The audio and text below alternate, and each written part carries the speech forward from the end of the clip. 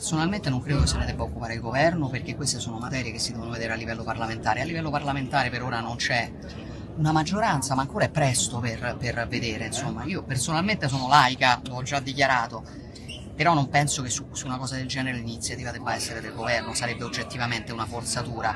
I toni sono morbidi, ma la sostanza è chiara. Che in Parlamento non ci sia attualmente una maggioranza sul tema del terzo mandato lo certifica dal Vinitaly la Premier Giorgia Meloni. Il nodo, fa intendere, è trasversale. È una questione che interessa vari partiti, per cui se poi si trova una maggioranza in Parlamento, se c'è una disponibilità, insomma si vedrà a livello di Parlamento.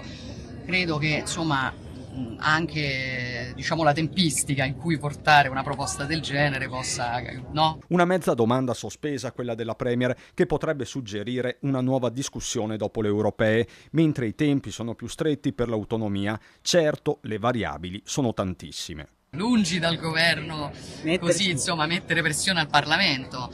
Io so che sicuramente i gruppi parlamentari, in questo caso della maggioranza, hanno fatto del loro meglio per arrivare a terminare il lavoro della Commissione, perché venisse mantenuta la data che dovrebbe portare in aula l'autonomia al 29 di aprile, dopodiché chiaramente dipende dall'andamento dei lavori parlamentari, dipende anche da quanta opposizione verrà fatta al provvedimento, dipende da una situazione che complessivamente facilissima non è, ma io sono fiduciosa, non è questione di un giorno più un giorno meno. Per non sbagliare, il presidente Zaia le consegna il tradizionale kit autonomista fatto di bandiera e leone. Sul palco di Verona Meloni però parla di agricoltura e transizione green, tornando a criticare l'approccio dell'Europa, e questo in un giorno che ha per il suo governo un significato economico e identitario. È la prima giornata nazionale del Made in Italy istituita con un disegno di legge sul Made in Italy che questo governo ha voluto per